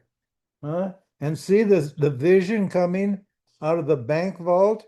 It's going into his head as he signs. Great, huh? This one blew my mind. I mean, this is unbelievable. yeah. It's an eye lease. Huh? You see that? It's an Yeah, EYE lease. I put that there. Yeah. You're leasing your vision from God. You're borrowing your awareness from God. And what does it say at the bottom there? Vision is the gift. Awareness is the key. What you see, what you know, what you think, and what you feel, that's a blessing. That's a gift. That comes from God. Appreciate it as such. Stop thinking it's mine. And finally, here at the end, it says, what it says, and what is that awareness? It is the innermost self of all beings. See, it's a woman there. That's a powerful one, huh? Look at that. And then this is again, as above, so below. What's up here is down here. See the bottom? This is the Jivatman down here, and this is the Paramatman up here. This is a little what? A little version of the big one. We are, as the Christians say, the Bible says, cast in the image of God. So that the teaching is there in the Bible also. So we're cast in the image of God. And what is it that makes us different? It's one's original and the other is an image. But what makes us the same? Non-different. This is called Ayam Atma Brahma. It's a famous statement in the Upanishads, and it means what?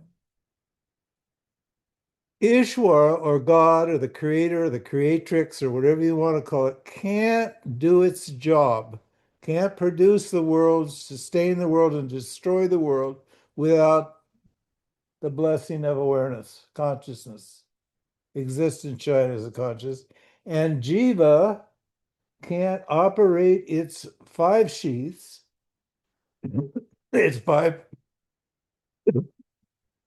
without the blessing of awareness. So what? Both Jiva and the creator are dependent upon awareness. If I am awareness, then what? The whole creation and everything in it depends upon me. That's the non-dual vision.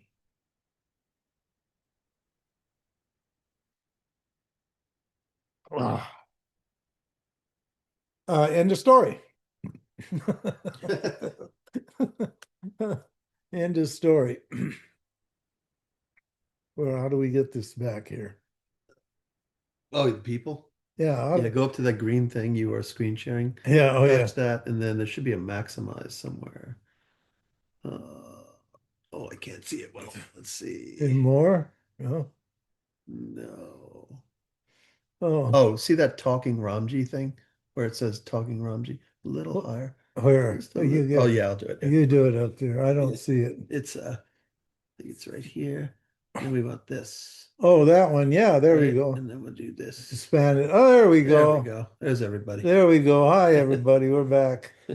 Oh, well, then we never left, but we're back. So,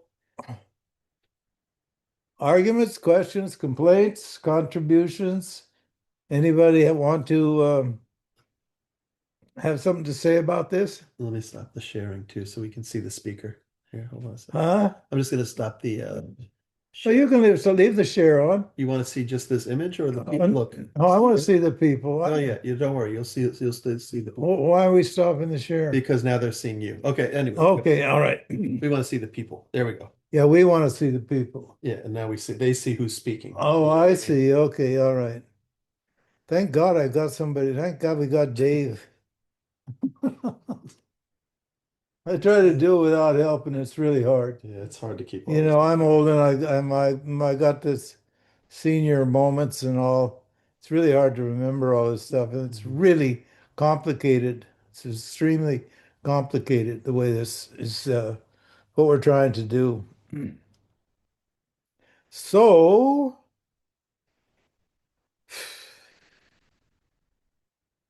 anybody have some?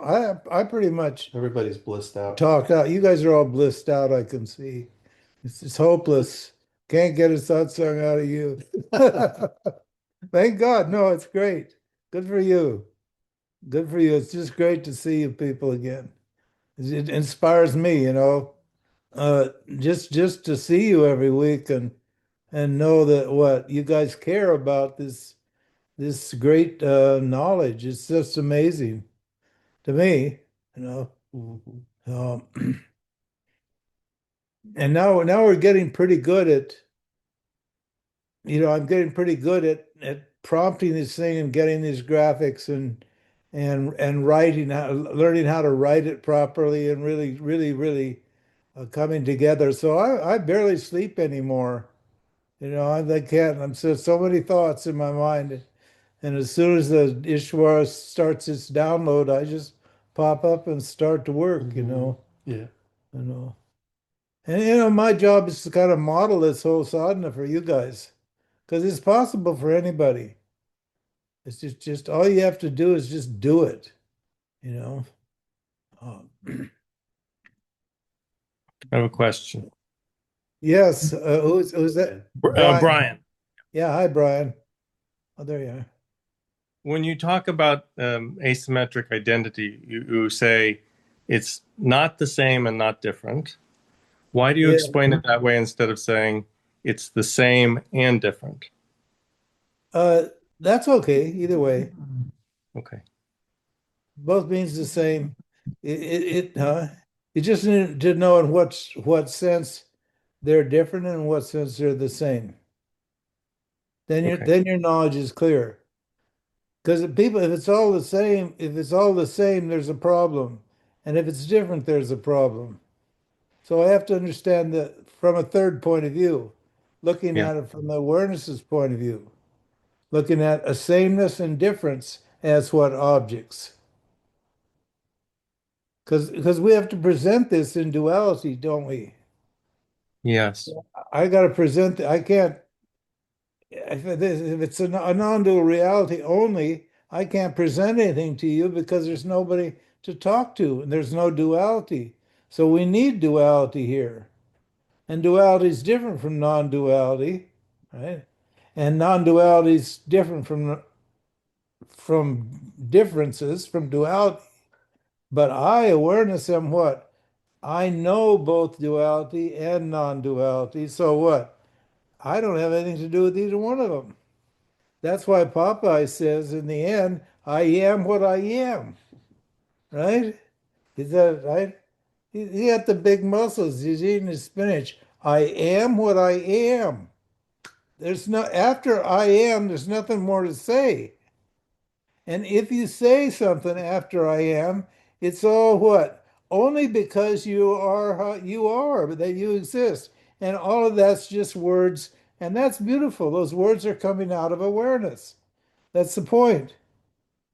All those words are beautiful words because where they're coming from is what? Is from what? Love, from awareness, from existence shining as bliss. Bliss means love. So it's like that. But you're right, either or both and, however you want to put it. Perfect. Thank you. There's always a third factor in every situation. And we tend, because we're so conditioned to duality, we tend to want to situate ourselves on one side or another. That's that plant energy or that the materialist energy. It just wants to sit in one place all the time. That's built into every human being. That intense conservatism, that fear of changing the circumstances of your life in any way, you know.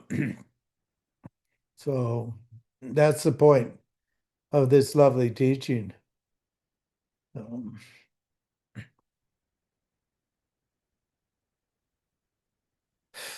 Todd, um, what's that? there's a hand up there. Where's that? Is it? It's Donna. Donna, sorry. Oh, hi, Donna. It's okay, Dave. My initials confuse people No, sometimes. I just blanked. I'm sorry. It's okay. Um, I I just wanted to go back to what you said at the very beginning of the satsang about how you're not teaching Vedanta, you're teaching freedom. Yeah, And yeah. I feel like the stage of my nididhyasana that I am, the each story or Upanishad or teaching that you unfold, I appreciate it so much. But as I'm living uh, my life, I do realize, like, wait a minute, it's not about remembering this one or liking this one more, or Yeah, it's just like, oh, how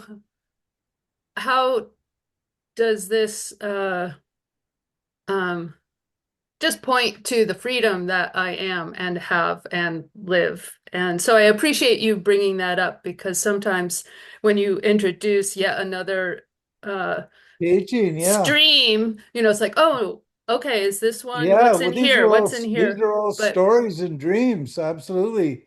And yeah. this is one is a really beautiful story. The one goes up to the self, and the other is a Hmm. very uncomfortable story. I've done that one too. I took it down several layers. We never got down to the really gross layers, but all you have to do if you want to get to the lower levels, just go on to what's it, Netflix. Yeah, it's Just not go on the hard to. Netflix. Don't click on any of the things, but take a screenshot of all those movies that are available to you.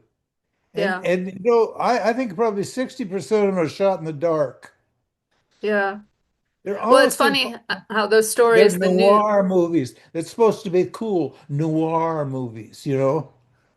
Well, And sometimes so, I can't stand watching. It's just like, do I want to subject myself to watching people suffering Yeah. and trying how they're struggling to get out of it or figure it out, and that they always miss the mark. And the only thing is, I do have compassion for those people because I was in that position before where I Yeah. tried every path I could think of that was going to give me the answer until finally I, cut through it all, and or Ishvara finally had mercy on me and said, Yeah, there "Okay, you go. here you That's it. go."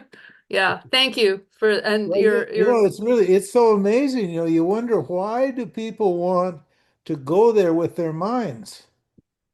In other words, there's got to be something really not right about their minds, about their choices, their lives, that they want to actually sit there for 2 hours or will binge watch a thing for 8 or 10 hours. That's all about like the lowest level of human being, torture and rape and Mhm, all of that stuff. Why do they want to keep listening to that? See, where's the why? That it just does, and that's what's called Kali Yuga, the bottom mhm, yuga. That's why it's all dark down there. mhm, Because in an age of entertainment, we're in what I call the age of entertainment. It's an age of affluence. There's too mhm. much money. They just keep manufacturing more and more money. So the money's just sloshing all around everywhere. I mean, I wish I was, sort of halfway wish I was corrupt because God, it would be so easy to get, become a billionaire and have a yacht and float around with the helipad in the Mediterranean and da da. It would be so easy because the money's all there and people just love to listen to slop and crap. And all you have to do is sell them that stuff. And they're hungry. And those big guys, those titans, they're just living off the poop of the society, the detritus of the society, and at the same time they're acting like they're winners. Yeah, And they're the biggest losers of those guys at the top. There's a few that aren't. There's a few of the people at the top who are sattvic and doing the right thing and so forth and so on. But the predominance of, as this graphic says, and as the Upanishad said years ago, is it's 75% of Dharma's gone. Dharma's on life support in the Kali Yuga. mhm. And they knew that a long time ago. It isn't like they had to wait for, Chat GTP and all these movies and all that stuff and all this huge amount of wealth flowing around. They understood this tendency of the human mind. So, what we're trying to do is ring a bell, get a few people, free of this thing, as you I point out, think, huh? yeah, I think too that, everything that we know about this is um the mechanism of our mind works the same in both areas, in In the both light and the dimensions. dark. And so if you're in the dark and you feel like, oh, well, the answer must be within here, and then all the messaging you get really points you to that direction. So you do have to have that one moment or someone, I'm We call it everyone, virtue. Yeah, yeah, we call it punyam. right. It's a special kind of merit that you get by following Dharma Yeah. because So I it's mean, really hard to get out of it. yeah, it really is. It's And just a self-defeating loop, and those vasanas just keep feeding on one another. And if you follow Dharma, you get this special kind of karma that you can't see, but in form of actions, but good luck, you could call it. You're yep, lucky. That's what a materialist would call it. They say that person's lucky. And that's because that person has either in this life or previous lives has lived virtuous life and followed the dharmic principles is compassionate and kind and so forth and so on, truthful and so forth and so on.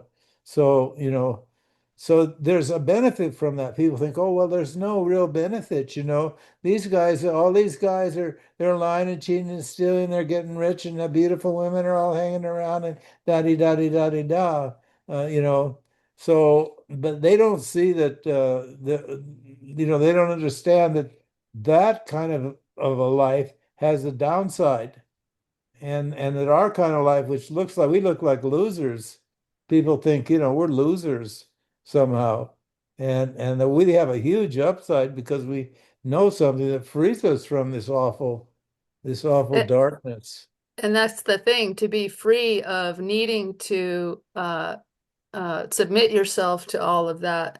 Yeah, It's like you have no idea of what it means to uh, put something down, and also you learn to identify your problem correctly.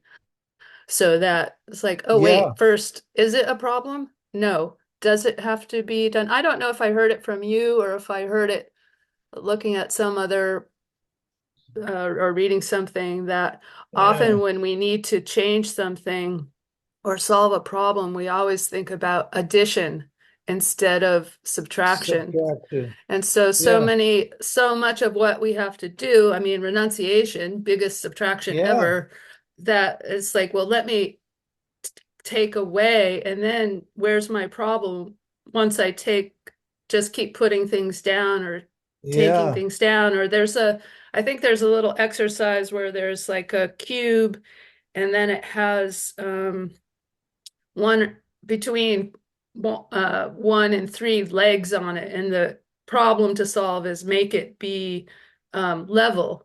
And so Oh, everyone thinks they need to add another leg, but it's like you could just take off yeah. the remaining legs and it would be Yeah, flat. So I mean, that's it's right. just having something that lets you see something in the opposite way, and then you start to apply it to, oh, wait, Yeah, I can do that in all areas of my life. And then when you have the goal be freedom, that's pretty enticing. So, it's absolutely. different. Accumulation is burdensome, as all the Yeah. teachings say, Well, and as you that say, that's the third factor, the austerity factor. right, That's the Dharma. That's the austerity. I can do right, without that. I don't need that. yeah. Or do Let's I need let it right now? Do I Do I really need it need right it? now? Yeah, But people got their closets and their garages just full of stuff, packed. because they don't want to. I guess they just don't want to go shopping once a week or something like that. So you could It's have a just nuclear fear, attack, and oh yeah, it's fear, fear. and Hmm. they're stockpiling fear, they're stockpiling insecurity, and so forth Yes. and so on. That's an Oh, interesting thing to say, is that you're actually stockpiling insecurity instead of yeah, security. Yeah. yeah. Wonderful. Freedom's your greatest security because it's your nature. Yeah. Yeah. Thank you, Ramji. You bet, Donna. Absolutely. It's great to see you every week. I Okay. Okay, guys. So let's see. We'll do one next week. Next Sunday? And then I don't know about the following Sunday. We're doing No, we won't have. we won't have one. We're doing a seminar on Long Island here at Dave's house. And it's real nice over here.